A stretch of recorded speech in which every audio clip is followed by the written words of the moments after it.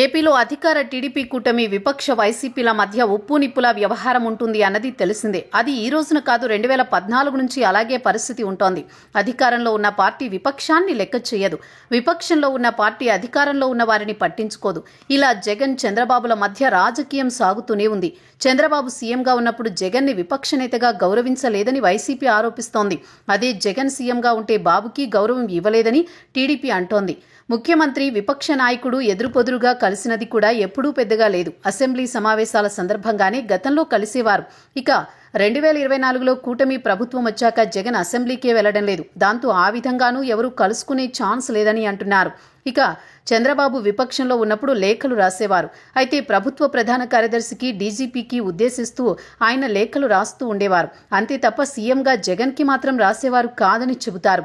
జగన్ అయితే అసలు లేఖలు రాసే సంప్రదాయం అనేది అనుసరించడం లేదు.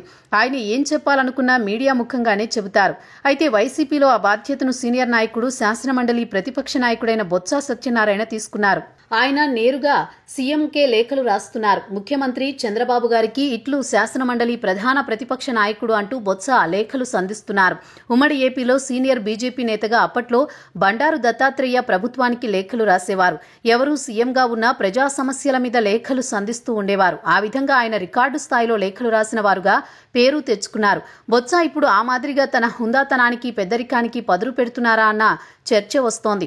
వైసీపీలో చూస్తే కేబినెట్ ర్యాంకులో ఆయన ప్రతిపక్ష పాత్రను ఈ విధంగా రాణింపునకు తేవాలని అనుకుంటున్నారులా ఉందని అంటున్నారు. ఏదేమైనా లేఖల ద్వారా అయినా సమస్యలు పరిష్కారమైతే అంతే చాలన్నది జనం మాట.